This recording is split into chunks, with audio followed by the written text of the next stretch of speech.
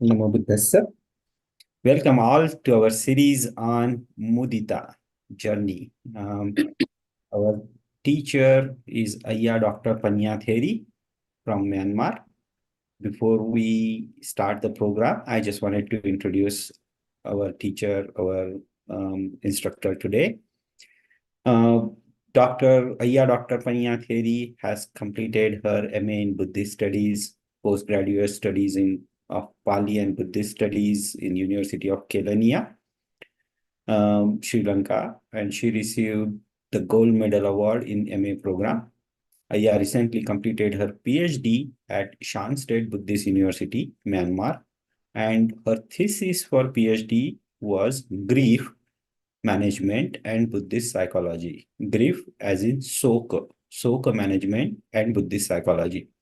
She is also a lecturer of Theravāda Buddhist Meditation, Theory and Practice for Postgraduate Diploma and M.A. programs at Shan State Buddhist University.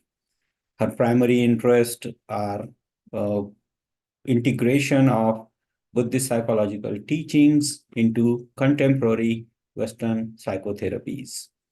With regard to meditation practices, she is familiar with the Satipaṭṭhāna, Samatha, and Vipassanā meditation practices in different traditions of Myanmar, like Mahāsī, Pa-Auk, S.N Goenka, etc.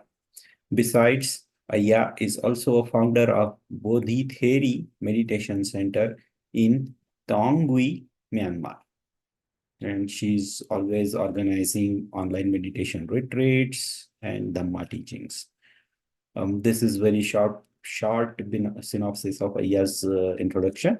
With that, on behalf of all the participants, with great gratitude, I wanted to welcome Ayya Pannatheri to this session and request on behalf of all the participants to please give us a Dhamma Desna on Mudita journey, lecture number 3 today. Thank you, Ayya. Good morning from Myanmar and good evening. It's good to see you again. This is our day 3 and lecture and discussions as well. So before we start the session, shall we recite the Buddha? Namo tassa bhagavato arahato samma sambuddhassa. Namo tassa bhagavato arahato samma sambuddhassa. Namo tassa bhagavato arahato samma sambuddhassa. Okay, so today I will also talk about the mudita, and I hope you have practiced. Last few days, mudita, and you can also share your experience. And if you have any questions concerning with the okay, so this morning I like to talk about the mudita. Last week, the mudita means the appreciative joy. Okay, so we have 2 parts: appreciation and joy. Yeah, so we can appreciate ourselves or we can appreciate others. Plus, we must be joyful in our success or in others. So the characteristics of mudita involves 2 parts: appreciation and joy. We have just appreciation, but we don't have joy, but it is not complete. Okay, so that mudita involves 2 characteristics, 2 qualities: appreciation and joy. That's why the English translation is appreciative joy. Yeah, so that is the happiness that arises from appreciating others' good fortune or our own. Yeah. So that is the mudita. No? So mudita is actually, we look for the good Okay, so there are many good things in life and bad things in life. So our life is combined with dukkha and sukha and dukkha. Yeah, everybody's life the same, and our outside world, inner world also the same, dukkha, sukha all the time. But mudita is tactically implies good in others or in oneself. And then we learn to recognize and we learn to appreciate what good there is. Yeah. So we learn to recognize, we learn to look at the good side or the good side of our life. It is very important. It's usually said that it is easier to be compassionate towards somebody. For example, when we see our friend is suffering, or maybe he or she is in a big debt, for example, we can easily develop the compassion, karuna, towards him or her. Oh yeah, he is very poor now, she is very poor now, she is in a debt or something. But when we see another friend who is successful, he or she got the position, higher position than us, not easy to appreciate, difficult. So what I mean is we easily to develop karuna, but to develop mudita is more difficult. That's why we need to switch, the shift from, our thinking sometimes from negative to positive, negative to positive. So we usually look at the bad side of the life. So we have to change to look at the good side of the life, good side of the other people. So that's why appreciation towards other is very important. Very important.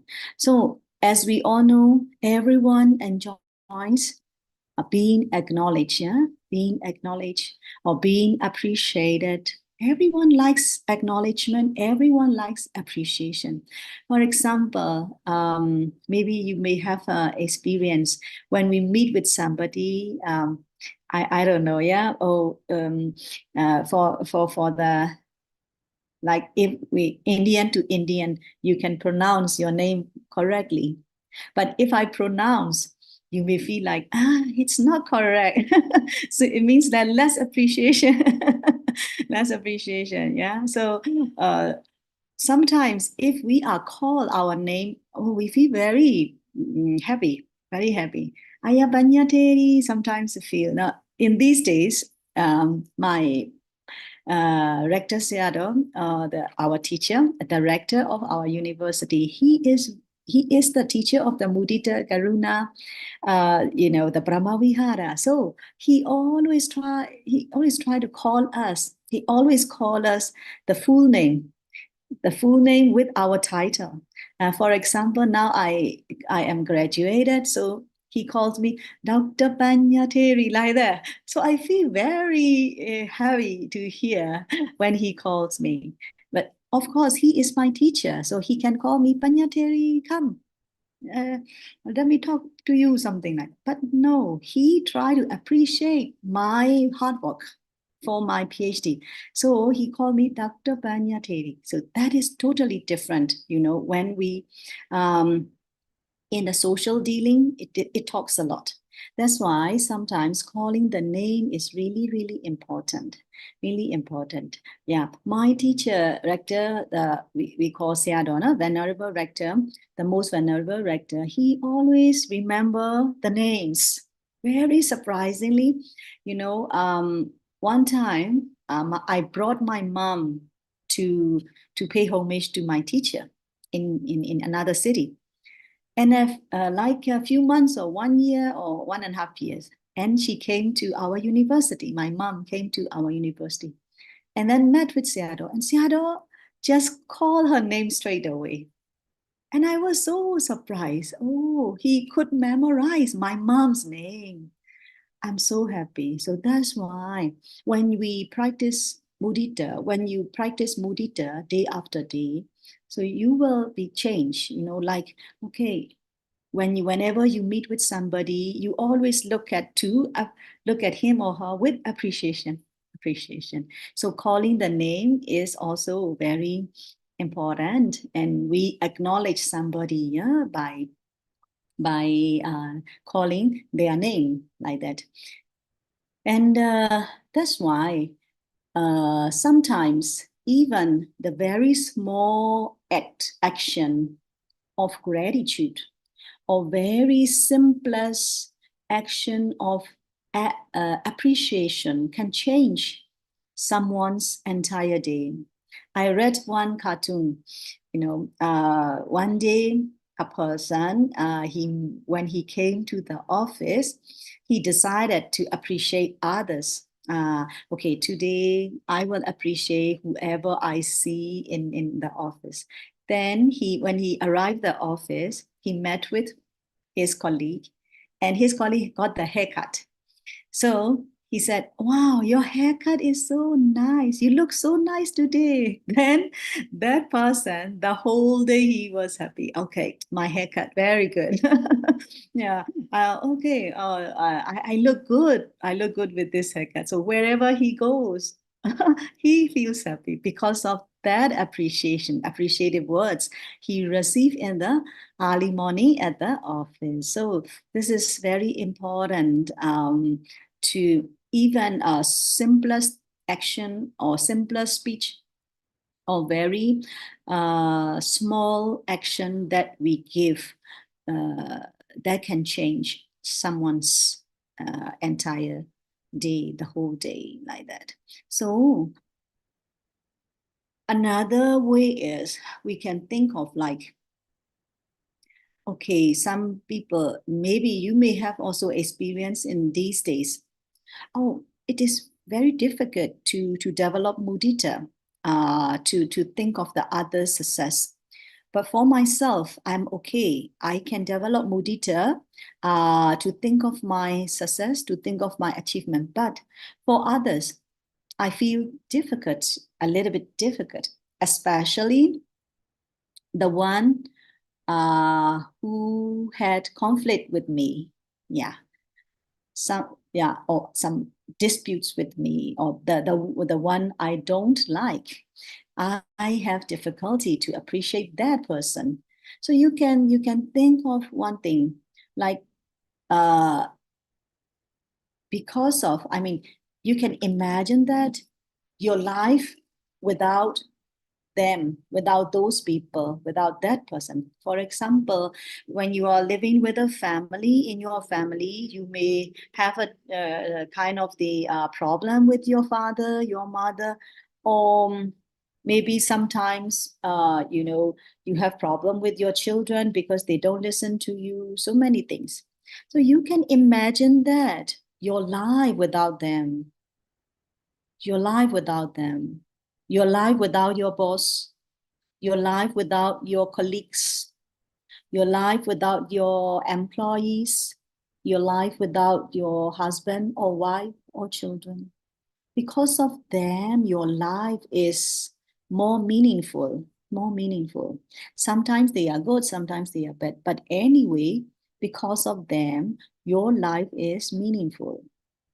Right. So that if you try to appreciate someone, you can think in that way. You can imagine that, okay, how about my life without them?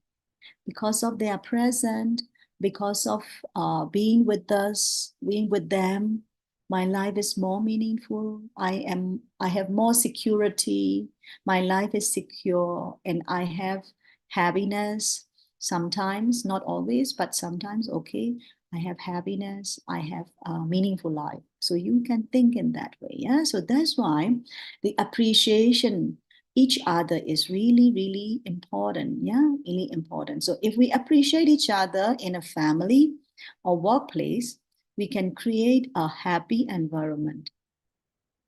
So you can think of your family environment or work environment. Why? If it is there is no happiness, or is there's many fightings or conflicts, you please think of appreciation. So good side, look at the good side of your family member, look at the good side of your colleagues and co-workers or people at office, so that you can create a happy environment. Dealing with mudita can produce secure emotion for each other. Sometimes my yogi also, the meditators, they also reported me like, Sianle, I try to try to be good with them, but their replies are not good. I try to develop mudita, but they are still angry and greedy and always making problems like that. No problem. You can just keep on developing mudita, and you can just try keep on dealing with them with appreciation.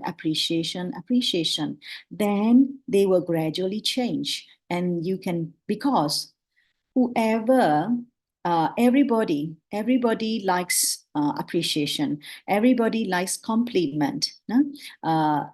Because they feel secure. Like, for example, like I just told you, oh, your haircut is look very nice and you look good with this new hairstyle. So he feels secure. If he has the secure emotions, then he can be happy. Of course, if he is happy, he will talk to you happily, and he will give back to you happiness. So this is the theory, yeah. So that's why please keep on dealing with mudita. Please keep on appreciating each other, yeah, and then build healthy relationship. Healthy, yeah, healthy. We have relationship every day, but not healthy. That's why. So if we want to build healthy relationship, please develop a mudita, yeah, mudita. So another thing is, we talked about last week also. The world is competitive, and there are competition everywhere. So at the office, we need to compete with the other people. Yeah, at school, we need to compete with many people, something like that. So you can think of it, when we were younger in our school, what did we learn? And how did we learn? Our mother, father, our parents always encourage us. You must have the high marks in your class and A grade. Of course, if we get C grade and they are not happy, and the teachers will not appreciate us, if we and the teachers will appreciate us if we get straight A, or the ranking, the first rank, second rank, like that.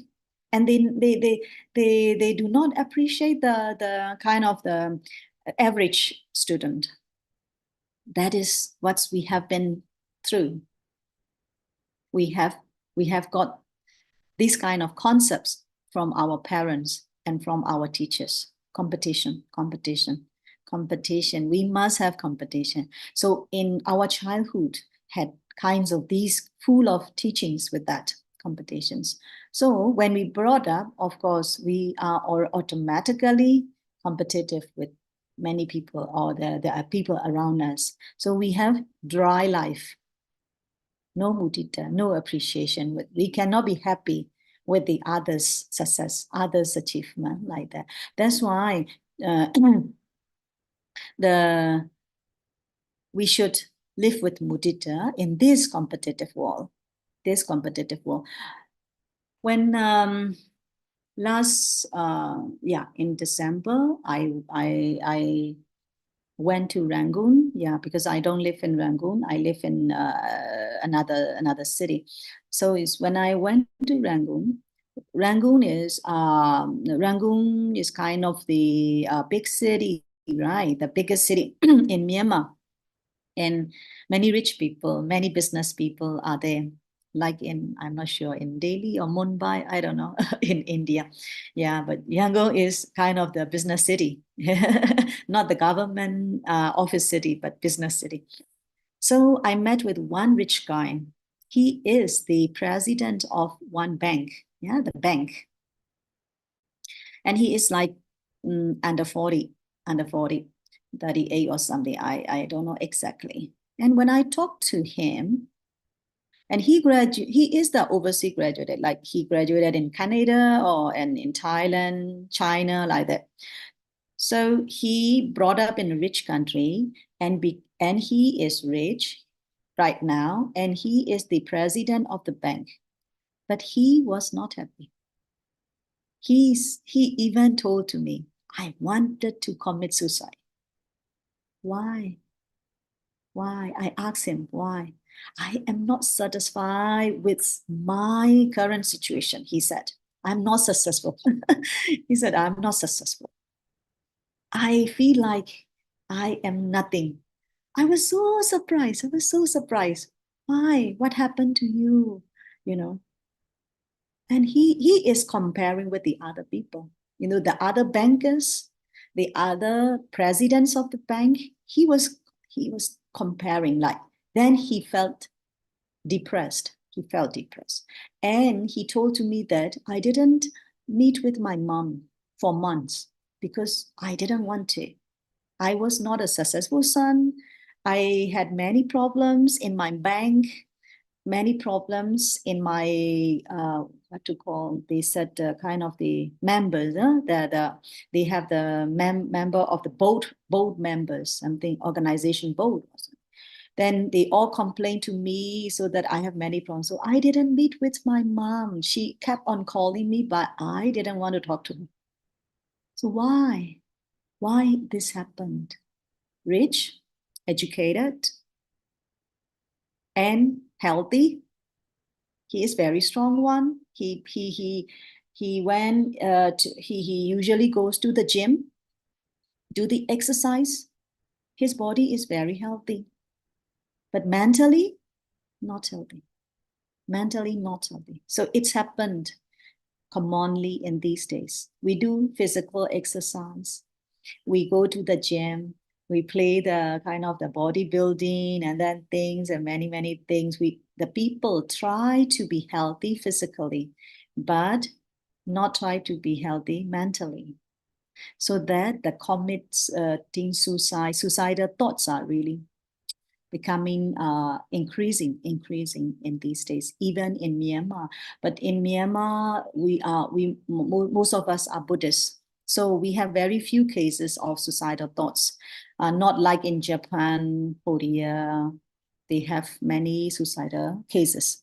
But in Myanmar, very few. But surprisingly, in these years, people are struggling. Political situation is not okay, and financial business is not okay, and no future, no certain, no, they are not sure for the future. So more cases. So I was so surprised why the rich people are not happy. They are unhappy because of competition, because of comparing with other. So that's why when we develop the mudita, this is very important, very important, not to compare yourself with the other. For example, when you think of your success, okay, maybe you have a achievement in your school or in your office, but another thought may come in like, oh, I was successful, but I was not as successful as my colleague or my friends. Please don't compare with the other people.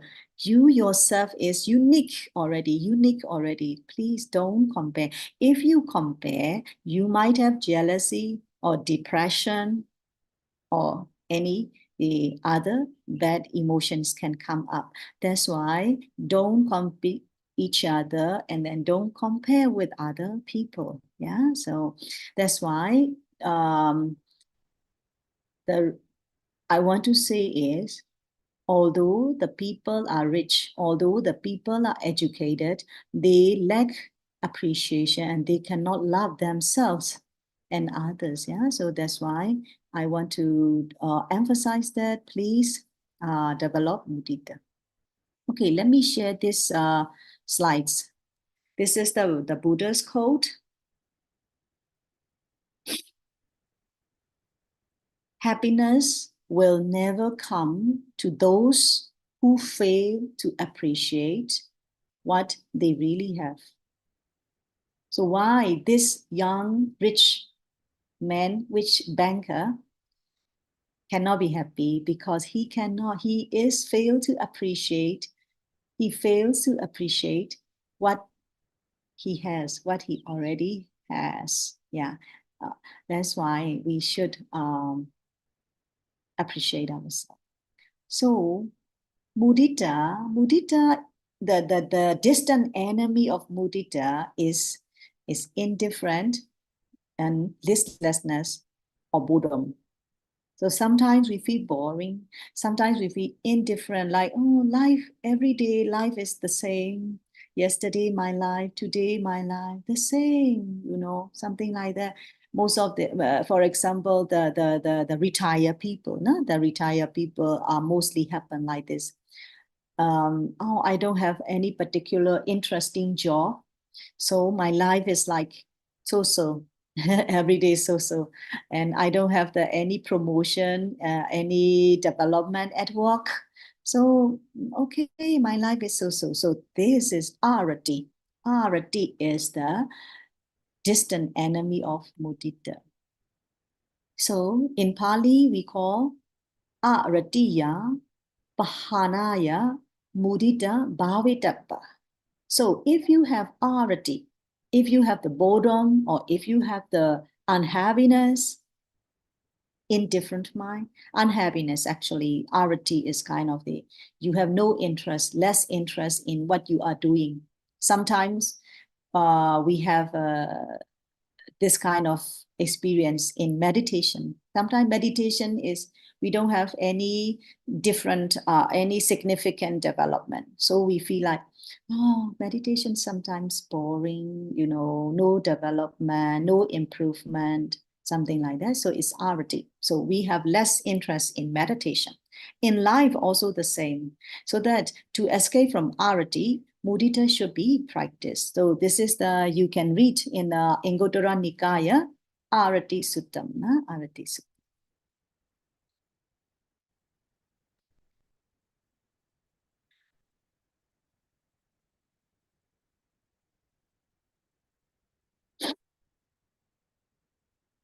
Okay, so I think I should stop here for a while.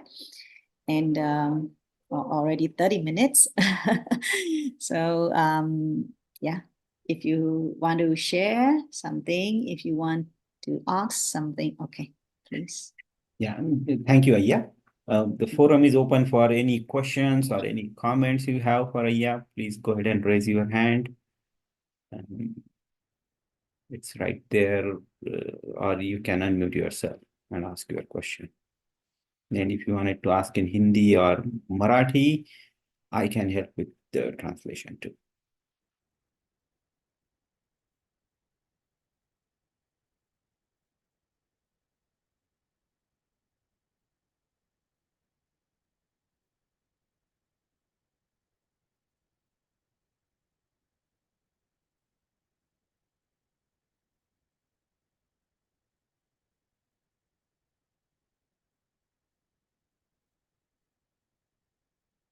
We do not see any raised hand or anything.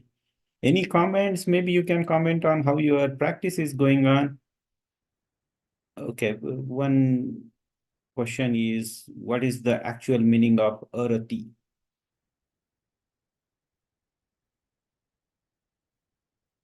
Yeah, you are muted somehow. Okay. So arati is rati is like you have passion, passionate mind. You have passion in meditation, you have passion in listening to the Dhamma, or you have passion in talking to the talking to friends, like that. So it means it's passion or kind of joy or happiness, something like that. But in the translation, according to the scholars, it is as I mentioned, indifferent feeling or boredom like that. So that is the meaning of the arati. So it's the opposite of rati. Rati is passion. Arati means you have no passion.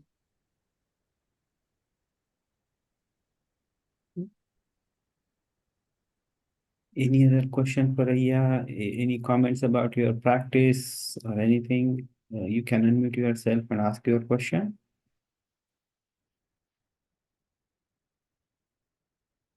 Vandami Ayyaji, when I sit in meditation position and do mudita meditation for some time, after that,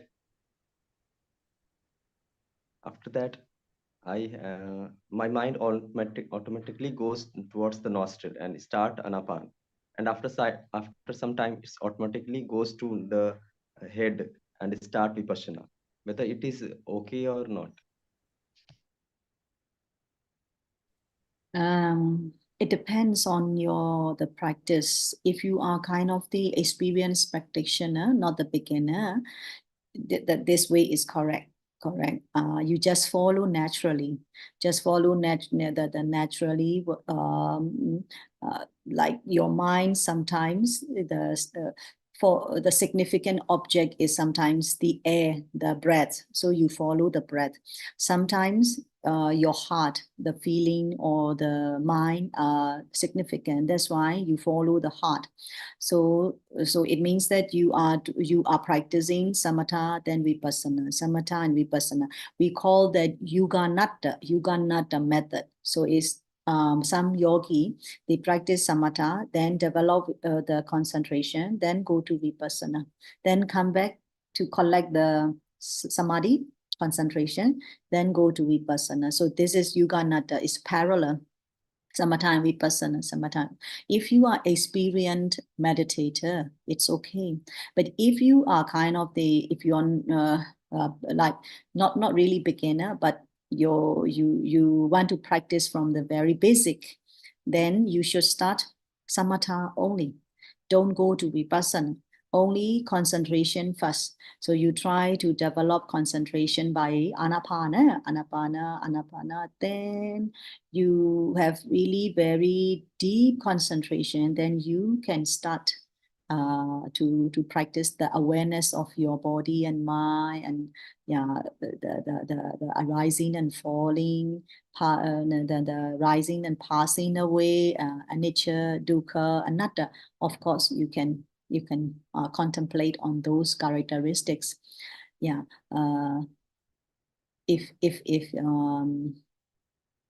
you feel like you like to start from the very basic and step by step. Yeah. But if you are, of course, experienced meditators, of course you can follow the flow of the Dhamma, no? The flow of the Dhamma. Sometimes you have the significance object is the air. Okay, air. You do not select any object, just follow the Dhamma, that follow the natural phenomena. So this also okay. Thank you, Ayyaji. One more thing is that when I used to meditate on nostrils, anapan, or whether I used to do mudita meditation, sometimes it happens that my mind goes to the painful area. If I have pain in my shoulder, then heavy sensations, then mind goes to see that sensation for 5 minutes. So whether it is good or not, or whether I should focus back to my anapana or mudita. Yeah, if you practice mudita or anapana, just focus on the one pointed. So we have two types of the concentration, yeah, or practice we can call one pointed concentration. So it means that if you focus on the air, the breath, just forget about everything, just only the breath. So this is one pointed. So it means that you have no disturbances. Like if the body is painful, or to the environment is noisy or smelly or whatever, you don't care. You just focus one-pointed. This is we call trying to develop the one-pointed concentration. But sometimes we have the moment-to-moment concentration. That is the Khanika Samadhi. That is no problem, noisy. Okay, I try to contemplate the noise, the sound. Okay, noisy, no problem. Pain coming up. Okay, I try to contemplate pain arising and falling, arising and passing away of the pain, arising and passing away of the noise, whatever. So you follow these things. So that is called momentary concentration. So when you practice Anapana, when you practice Mudita, these are the Samatha meditation, tranquility meditation. They are not Vipassanā meditation. These are the Samatha tranquility meditation. That's why you should focus only one thing. If you develop Mudita, okay, just Mudita. Then painful or whatever, don't worry. You keep on contemplating. You keep on contemplating. You just focus on the. You just focus to develop the Mudita mind. And you just try to develop the concentration by the Anapanasati. Don't focus on pain, okay? Because you are practicing tranquility meditation. You are not practicing Vipassana. I hope it's clear. Sadhu, sadhu. Sadhu, Yeah. sadhu, sadhu. Thank you. Yeah, very practical question. Very good. Very practical question.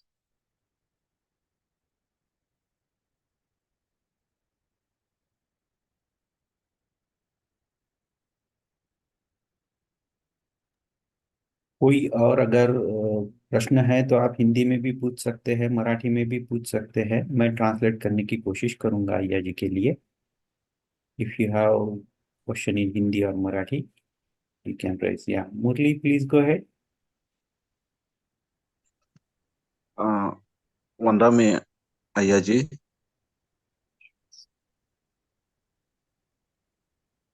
Hello, are you Yes, able to please. hear me? Yeah, yes, we can hear you. Please go ahead with your question. Maybe I have a generic, like last time we had discussed about this dana. I want to just continue with that question actually. Question is, since we do a dana, it's an unwholesome, it's a wholesome chitta, but it's not connected with. It's not connected with. It's connected with the knowledge, or without the knowledge we have to give the dana, because suppose there is a dana given with not with not of maybe it is earned with terms of this not a good thing, like you have this we earn it in a very fast way, maybe on the share, and we earn it or something like that. So that's an example which I want to give. So you're giving dana, and you have that intention that it is a wrong thing which you have earned the money, and but still a person want to give the donation, and the donation, like we say, there is a knowledge and the dana. Is it what is important when you're giving dana? There is a knowledge that I've done wrong, but still I want to do a dana. But is that not with the knowledge I want to give the dana? Is that is valid, or I have to whatever the livelihood which I have is not really good? If that's also giving dana, is it applicable, or I have to change the way of the dana? So the question may be quite confusing, or maybe I don't. No, I understand what you mean. Okay, good. Yeah, I'll give you one example. Yeah, give you one example. One day, a guy in Myanmar, in a kind of in November, October. Yeah, of course, October is the special month for us after the Vasa, after the 3 months Vasa. So that time we call it the light festival. We have the light festival in our tradition. By that time, the Buddha came down from the Davarinsa, from the heaven. He came down. So we offer the light and we welcome to the Buddha by offering the light. So that is the festival time. By that time, we have to pay homage to our elders, like our grandmother, our parents, like that. So we go to the house by house, we pay homage like that. This is the tradition. So that guy, he planned to buy the apples for his grandma. And in his mind, he said like, if I pay respect to the grandma, and then I buy the apples, and I brought the apples, and then I will give dana to my grandma. So she must appreciate, and she must say like, oh, you're very good, you're a good grandson, something like that. So he wanted to get that appreciation, that acknowledgement. That's why he bought the apple, and he tried to donate his grandma. Similarly, in our day-to-day life, we always do the same. For example, we buy coffee for the boss because we want to get some favor from him or her, like that. So sometimes our dana has kind of expectation. Okay, you give, but you want to take something. You give something, but you want to get something back. That's why you donate. So if you have the knowledge is important. When we do dana, when we do the donation, when we offer the things, we should have the knowledge. For example, while you are doing a donation or an offering, the first thing, the teaching of the Buddha is, first thing, you must have the kind of the right livelihood. Okay, sila. So you must have the pure sila at that moment. For example, you can keep the right livelihood and you have the sila. This is first thing. You are the donor. So donor side is purify mind and purify sila. One thing. And then for example, you donate a cup of water, for example, or you donate I don't know, maybe a thing, one thing to the monk, or for example, or the one person. So this is the object, the thing that you are going to donate. So this thing must be also received by the right livelihood. This is not you stole from somebody. This is not you cheated somebody and get this. No, this is also pure, the material, pure material. So the donor side is pure, and this we call this the dana vittu. Dana vittu is pure. And then how about the receiver? The receiver may be the beggar on the street, maybe, okay, or maybe the householder, maybe your friend, just the normal person, or maybe the monk, or maybe your meditation teacher, maybe the Buddha. Different, the receiver.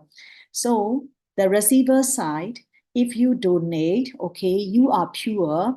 This the dana vittu is pure, but the receiver is beggar. Sila, not pure. So the benefit you get is not very high, less. The receiver, ordinary person, not the animal, not the beggar, but the receiver, he keeps the 5 precepts well, the sila pure. So your benefits of dana is higher, the quality higher. And the receiver is like the monks or like the meditator, the mind is very purified, not only sila, samadhi and panya. Sila, samadhi, panya, pure and developed. So that is the higher level of the benefits you can get. So these are the knowledge you must have before you do the donation, you do the dana, so that you know when you donate something, you try to meditate, breathe in, breathe out, and then you try to practice that I have to let go this cup. This cup is no more my cup. I will not have attachment on this cup because I want to donate this cup to somebody. So I will not attach. So you cut off your attachment and you try to develop your Sila Samadhi Panya here, then you donate respectfully, you donate wholeheartedly and seriously. Then the receiver is also Sila Samadhi Panya very high. Then you can have the highest, the benefits of the Dhamma. So that's why the knowledge is very, very important when you do the donation or offering. I hope I'm answering to your questions.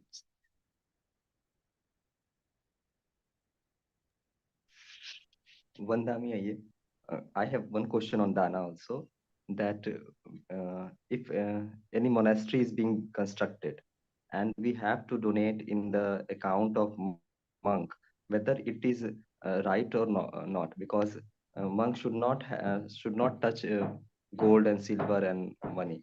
So whether we can donate in their account or not. Their account of money. The monk has one account. Whether we can donate in the account of the monk or not, for construction of a monastery or anything else. Yeah.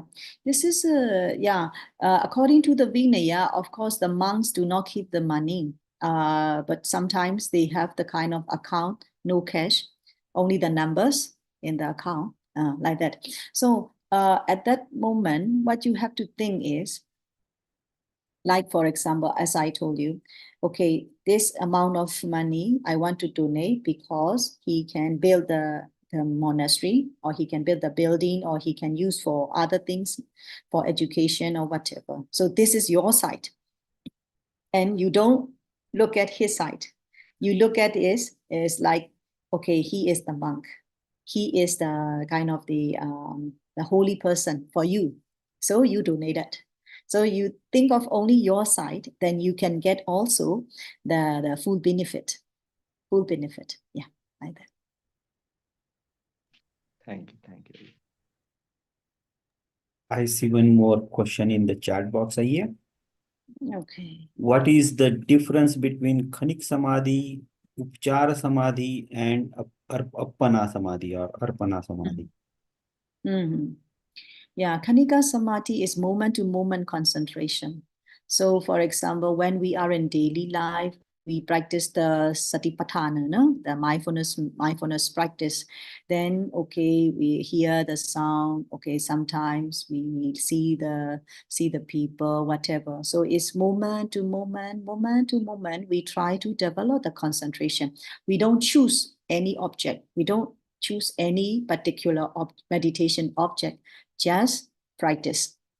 So that is called moment-to-moment concentration, Khanika Samadhi. Upajjhara Samadhi is it's more related to the Samatha practice. So for example, Anapana, we practice. We forget about everything. We just try to remember. We just try to focus on the breath, in breath, out breath, in breath, out breath. Then very strong concentration arise. Sometimes the color is changed. We can see the flow of the air. So at that time, but that is not in the jhana stage. Jhana stage, but very, very close to jhana stage. Upajjhara is like the in English, how to say, at a house, for example, is just in front of the house. So it means that if you want to enter the house, you can enter already. So Upajjhara is similar. It's very close to the Appana Samadhi. It's very close to the jhana stage already. So it's all what we can call it That is the strong concentration, very close to the absorption stage. So Appana Samadhi, another one, Appana Samadhi is we call Jhana Samadhi. When you attain the jhana, it means that you are attaining the Appana Samadhi. That is, we call this the kind of the absorption stage. Upajara is SS concentration. So in English, we call moment to moment, momentary concentration, SS concentration, and absorption. So 3 stages. Yeah, thank you, Ayya. Any other questions or comments you have for Ayya? Please go ahead.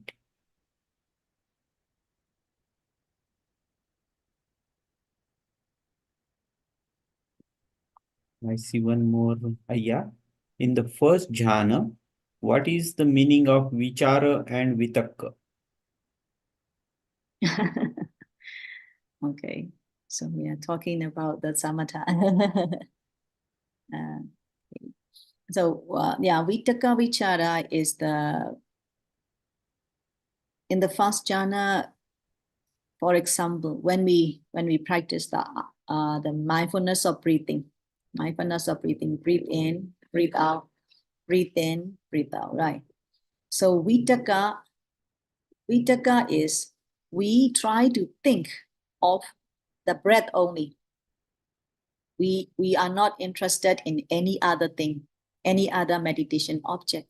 We are interested only in the breath. Breathe in, breathe out, breathe in, breathe out. That is called vitakka. The first factor of the first factor of the jhana. Vitakka. The vichara is like your mind is wandering. Okay, I see here the sound, and then come back to the air. So you put effort to remember your breath.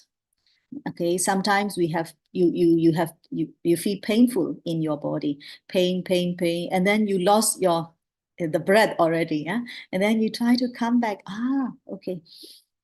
So it means that you are putting the effort to know your breath, to contemplate, to focus on your breath. So that is called vichara.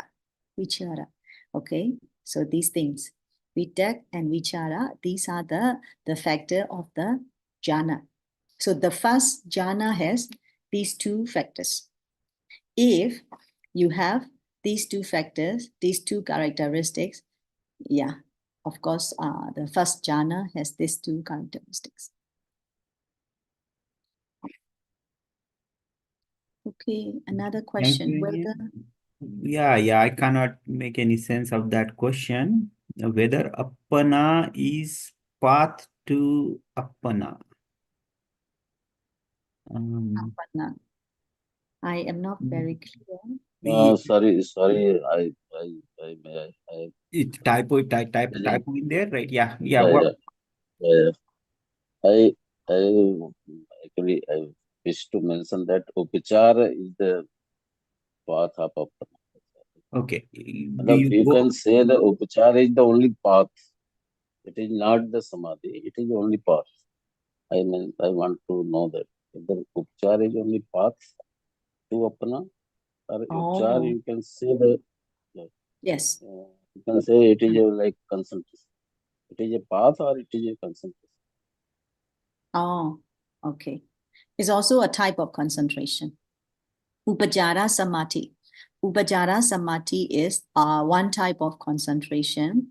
If I have to explain, in Samatha practice, when you practice the Anapana, first thing in the, if you may not have the very clear of the breath. Okay, you know breathing, but you cannot see the air in your mind.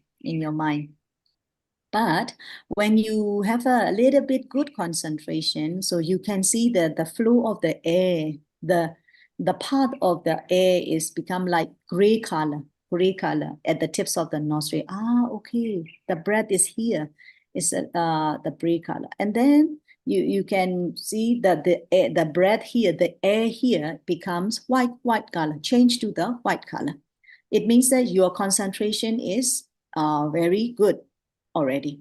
Very good already. So that stage is Upajjhara Samadhi. If you have the Upajjhara Samadhi, so you can see the air, the breath becomes brighter. So that the Upajjhara Samadhi is in a good concentration stage. And if you get the Appana Samadhi, and Appana Samadhi, so the air here, we call is Anapana Nimitta, Anapana sign, the sign of Anapana. So here the air becomes like a diamond, like very shine, very shine, you can see here. So these are 3 levels. Some are, first thing is like not very clear, like gray color, and then it becomes white color, and it becomes very bright color. So that Upajjhara Samadhi level is white color. So you can see here. And the Appana Samadhi, this is brighter. The air is brighter, like a diamond, sometimes like very shining color. So that is the called Appana Samadhi level. So Upajjhara Samadhi, Appana Samadhi, these are the related to the Samatha method, Samatha. Khanika Samadhi is related to the Vipassanā. So I hope it's clear. Ayya, one more question. It is my personal question. Like when I sit for the concentration in a sitting posture, sometimes I feel pain in leg, and pain is like that I can't continue in that posture. So whether at that time I can change the posture, because in between after 15-20 minutes I feel some pain. So it is like thinking that I can't sit in that posture for so long. At that time posture can be changed. How long after sitting, After half an how hour. many minutes you feel pain? No, it continues. But unless I change the posture after this. I mean, for example, you do meditation for 1 hour, for example, but after how many minutes? After how many minutes? Like around half an hour. After half an hour. Half an After half an hour. Okay, yeah, that is usual. Like after 20 minutes, our body, especially the lower part of the body, start being painful. So this is normal. So for me, my recommendation is, if you can check your mind at that moment. For example, you have the painful for example, in your knees or lower part of the body, but you check your mind, can you be patient with that? Actually, the pain is the nature. We are not creating it at all. And the pain is very common. I have pain, you have pain, other people have pain. So you have to change your attitude. Change your attitude. You don't, please don't think I am painful, oh, I feel very painful. So not mixed with I. Don't think I, yeah, my, like that. No, this is nature. I can overcome, no problem. This is nature. If I sit long hour, I will have the pain like that. So please try to change your attitude. Then you check your attitude, you check your mind. If you have dosa, I don't like, I hate this pain. Why? This is the disturbance. I have not good meditation because of this pain. I don't like it. Then you have anger. So of course, you should stop and mindfully change your posture. Sometimes you can just straighten your your body only, then your pain will be released, then it is okay. But sometimes it is not okay, then you have to change the lower part position, change mindfully, like that. But if you check your mind, you can be patient, no problem. Okay, painful, very painful, but I still can accept it. I still can accept this is the nature. Then don't change. Don't change. Pain is just the pain, don't change. If you change every time, it becomes habit of your body. Your body, like 30 minutes after sitting 30 minutes, then your body always demands like, okay, please change, painful, please change, like that. So that if you can be patient, you don't have any dosa, any anger, please don't change. 1 hour, don't change. Then you will be okay later on. You'll be okay. So this time, like, you can check your attitude. You can change your attitude. I don't like this pain. And then you change. No problem. This is the nature. I want to stop. I want to change the posture. And then you change the attitude. If you change now, that becomes really habit. So no problem. Be patient. Next 1 more minute. Next 5 more minutes, like that. So you change your attitude, then you go on. Then I think it will be okay until 1 hour. So for me, I prefer not to change the posture unless you are very angry with the pain. Okay, well, thank you. I will try that. Let's hope I can conquer that pain. Thank you. Yeah, I see a few more questions in the chat box. One is related to, 2 of them are related to dana. Maybe we can take them together. Okay, I will So should we choose recipient for dana according to fruition of whom we are giving? That's the first one. And then then would it be pure dana because intention is on fruit in return of dana? And I would also try to see if we can add this question in the same part. Is dana to be given without knowledge or unknowingly giving to a beggar based in situations of dana is highest than arranged dana? Or is the situation is higher than the arranged dana? Actually, if you have the opportunity to choose, if you have the chance to choose the recipient for dana, it is good. But most of the time, we have no choice. Yeah. So because we want to get the wholesome, kusala, so we want to make dana. So that's why at that moment, okay, if you don't see the very noble person, if you cannot find the noble person, but you have chance to donate to the normal people, or maybe sometimes animals, sometimes the beggars, you have no choice, no problem. Because if you don't do dana, you cannot get the kusala, right? So you want to get the merit, so you do it. But at that moment, please concentrate on your side, Please try to practice bhavana, samatha or vipassana, and then you try to check your mind. Let go. The dana object is not yours. You let go. So you check your attachment, cut off your attachment, and then give fully. Then you don't expect anything from the other side.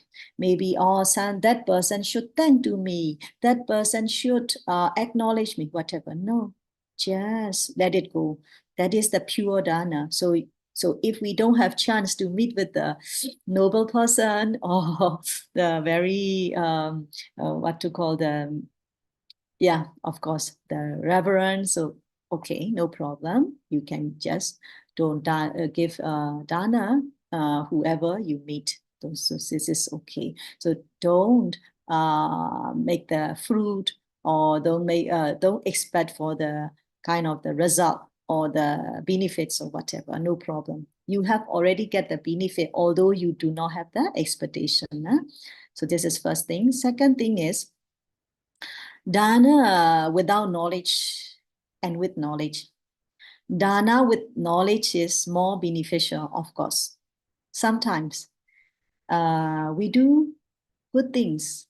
You know, Christian people also doing good things, and Islam people also doing good things, and Buddhists also doing good things, Hindu people also doing good things. But what is the difference? The Buddha teaches us whatever we do, we must do with the wisdom. Wisdom. We must understand cause and effect, the law of cause and effect. So whenever we do the good things, dana, as a Buddhist, we must do with the wisdom.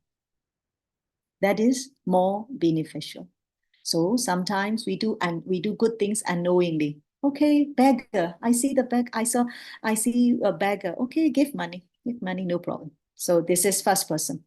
The second person is, the beggar. Look at the suffering of the beggar. Garuna, no? Garuna. Oh, how suffer he is. He has no money, he has no food, he has no shelter. So if I give this 1 rupee, or if I give this 10 rupees, oh, he can eat already. Oh, okay, I will donate him for his sake, like that. And at that moment, you have no attachment on this 10 rupee, because you have the chetana, no? You have the chetana, volition for this beggar. So you donate wholeheartedly. So that is also, you are donating with the knowledge, you are donating with the wisdom.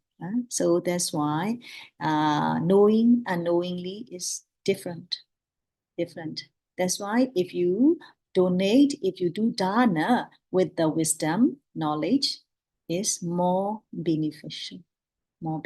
So please be careful when you make any offering. Please do it wholeheartedly. Please do it purely, with pure mind, pure sila, pure samadhi, pure panya. So it's more beneficial.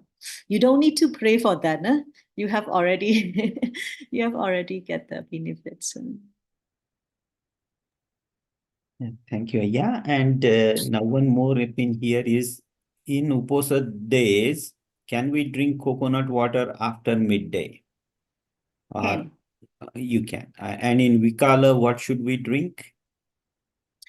Can. Cold drinks, all cold drinks can. Yeah. Okay. Let me ask one question. I don't know. I met with one Indian lady, and whenever she makes dana, she makes secretly.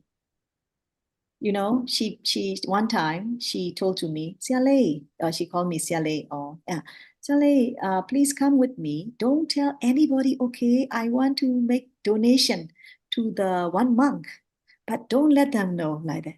And then I asked her, why?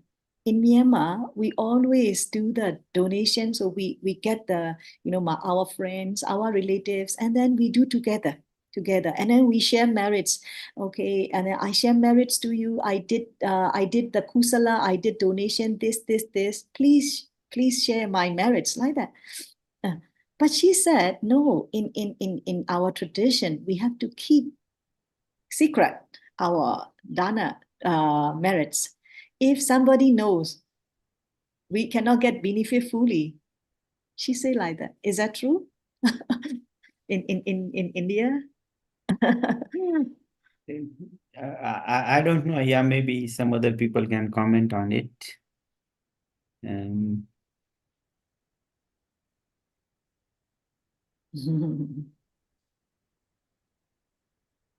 Do you do the dana donation secretly? No, yeah, I don't do secretly, no. Ah, I always wanted to rejoice when I'm giving dana with full joy. So ah, I see, I see. Okay. Yeah, that's right. It's dana with an ego or without ego. That's what I mean. If you do with the ego, like the expectation, or maybe proud, no? Sometimes we are proud of, okay, I can donate this much amount of money. They cannot donate at this very few, the small amount of money. I can donate big amount of money. So you have the kind of the ego, you have the kind of the being proud. So it is different. It's akusala. That's why you must have the purified mind at that moment. No proud, no competition, and no expectation. So it is better. thank you, Ayya. We see one raised hand. Ram Baliji, please go ahead. Unmute yourself. Ayyaji want to know about the secret jhana in the India. What I think of the people, sometimes people take money to build something like a school or hospital or something for public. They want charity from the people. And after that, after making that construction had completed, they put the name on the board. One person has given so much amount, this second one is given so much amount, and like that. But some people don't want to be named in the board. They want to donate the secretly. So there is two type. They think that I should not be give more publicity for that I had given this amount. But the charity person who organize all these things, they want that they make announcement. They want that by announcement, some person who at present is not willing to give the charity, but after seeing that so many people are giving dana, then I should also. So that is the motto of the organizer. To declare names, this person has given this person has given this, and if suppose there is a gathering of 500 people and 10% has given and remaining are keeping quiet, they are not going ahead for that charity. So in that case, that announcement will pinch some people that I should also. So both sides is there. Why they give secretly, I don't know about, but people are there. They give dana and they don't want to be named somewhere. Don't want to mention somebody like that. I see. Yeah. Okay. Yeah, so it's similar to our tradition. Yeah. It's in Myanmar also very similar to that. Somebody don't want. Why I should? Oh, I am giving heart by my heart, and it should go for the purpose. Purpose is that to help some people to build some good thing. That purpose is the only motto. My motto. I don't want that my name should be mentioned on the board and nothing. So, what is the benefit? I don't know, but this type of tradition is there in the India. I see. Okay, thank you. Thank you very much. Okay, so any more questions? no, Yaji, the two comments I see is again the same thing what Ram Baliji said. They just wanted to not have the name or fame with that, or they don't wanted their ego to be built, or maybe not feel proud about it, or something like that. Okay, thank you. Oh, another? One more raised hand. Rashidaji, please go ahead. Unmute yourself. Yeah. Yeah, we do dana because with respect, when you give somebody dana who is in need, so with respect we give them dana, and so that people should not know that they are, in trouble and they need money or they need help. That is why, to keep it secret from other people, with respect, that is we give dana without announcing, without anybody else letting know. This is the custom in our community, that whenever you give dana with your right hand, the left hand should not know. So that is, we know that we are doing dana and we share our merits with everyone, but still, due to respect of the opposite person, we don't announce it and we don't let anybody know that we are doing dana to that person or we are helping that person. It is individual, maybe, but this is how it is done in. Okay. I hope that is also because the opposite person is really in very much need of whatever is required, but his self-respect, he should not be, lowered. Like, people should not know, oh, he's very poor, he doesn't have this, he cannot manage some things. So, out of respect, that is the only reason that we don't announce. I see. Yeah. Yeah, I think this is good intention, due to the kind of the what to call. We don't need to announce and about our dana, because it's we don't need any acknowledgement and things, so that we Yes. keep secret. This is very good intention. But when I heard what I heard from that lady, she told me is when we do the charity, when we do the dana, so if somebody knows, so we cannot get the benefit fully, because that person also get the sharing of the merits, so that she would like to get the full benefit of the dana. That's why she keeps secret. So that's why I was surprised. So it is like loba in dana. So she wants to get the full benefit. She doesn't want to share her merits to anybody. She keep confidential with her. So I think that is another case. Okay, now I understand. In India also the same, in Myanmar. So some of us also, when we do the charity, we do the charity very low profile, just no name, no problem. We do dana, it is okay, like that, low profile dana. So yeah, it's same in Myanmar, same tradition. Thank you for your explanation. Thank you. So before we I think we don't have any more questions. So let me continue a little bit, a few slides more I have. Okay. Okay, so when we practice the mudita in Nyanaponika Thera, so he is the very famous monk from the West. He ordained in Sri Lanka. So he mentioned that it mostly requires a deliberate effort to identify oneself with the joys and success of others. So it means that we have to put effort, deliberate effort, to practice mudita. So it means that we cannot automatically get the mudita mind. We have to put an effort. So here in Buddhism, we have 4 right efforts.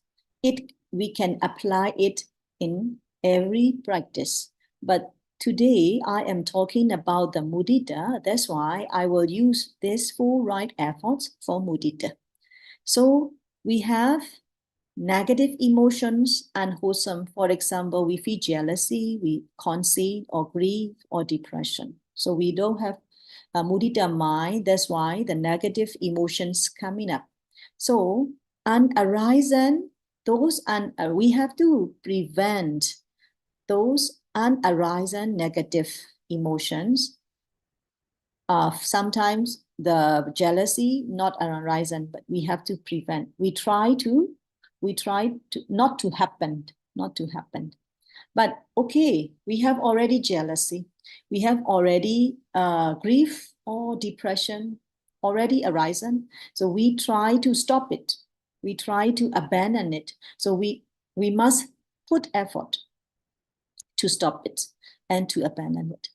So this is the two facts. No? The first one is to prevent unarisen, unwholesome, and negative emotions. The second is we try to abandon arisen negative emotions. Two things. And then another two is if we have to develop, we have to arouse unarisen positive emotions.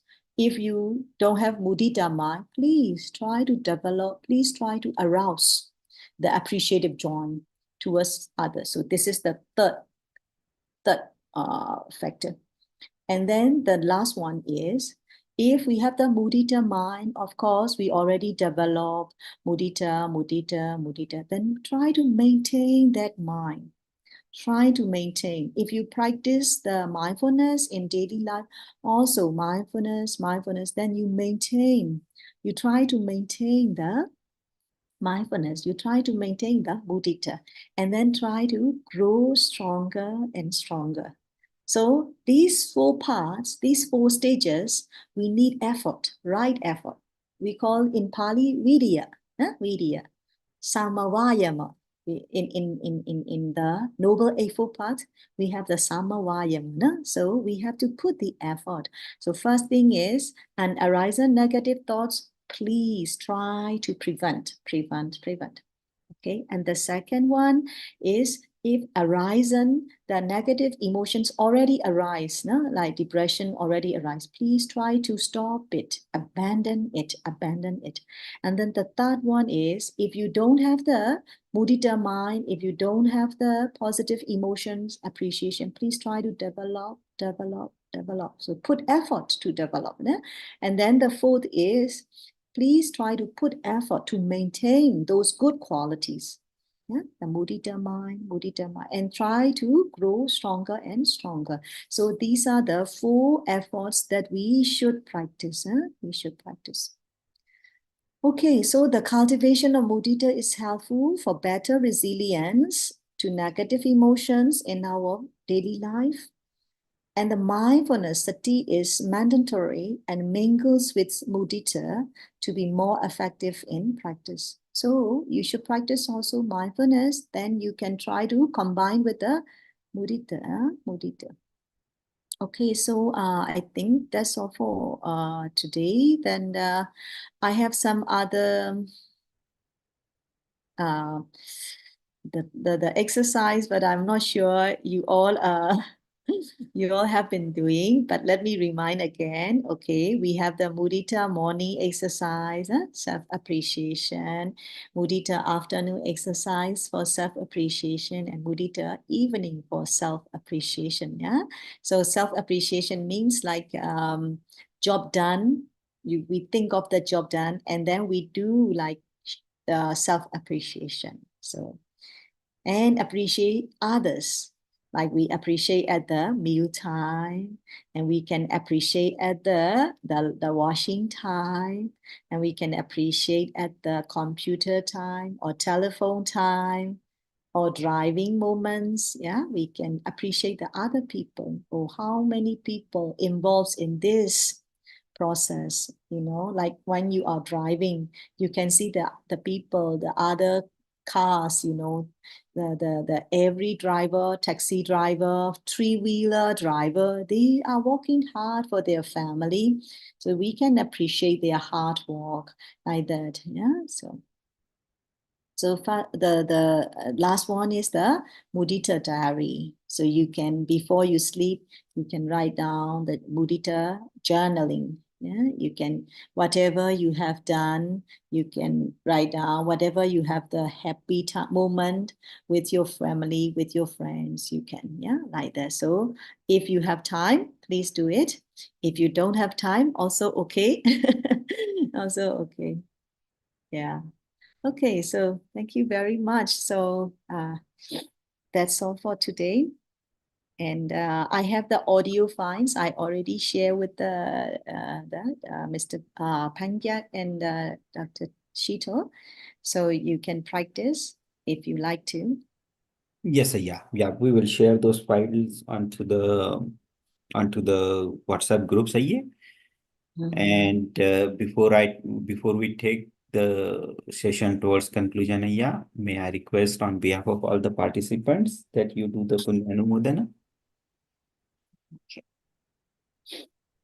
Sabbeyo vivasantu sokoroko vinasatu madeva vantantaraya sukhi dikayuko bhava abhivadana silesa nichavotavachayino sattaro dhamma vatantu ayuvano sukhambala. So you have listened to the Dhamma talk, Dhamma lecture with enthusiasm, and you have listened actively, and we have done the kusala for 1.5 hours. So because of this kusala marriage, may you all be happy, healthy, and wealthy. May you all be free from danger. May you all be peaceful in the Dhamma. So may you all have the mudita mind and mudita mindset in your daily life. Sadhu, sadhu, sadhu. Sadhu, sadhu, sadhu.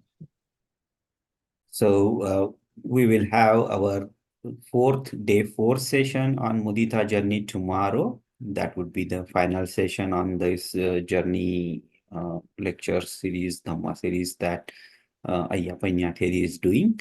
So it would be again at the same time, 7 a.m. India time. So tomorrow will be the last session, day 4 session on the Mudita journey. So please do join us tomorrow, 7 a.m. Yeah, thank you. Before we conclude, let me tell you, tomorrow we will discuss about mudita and the Soka. Okay, Soka. So how we can manage our Soka or grief with mudita. So it's for tomorrow. So yeah.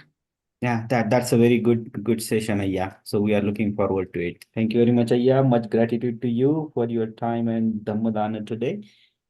And much merits to you for the Dhammadesna, Ayya. Do you have your permission to close the session, Ayya? Sure. Thank you. Sadhu, Sadhu. sadhu. Namo Buddhassa. Sadhu, sadhu, sadhu.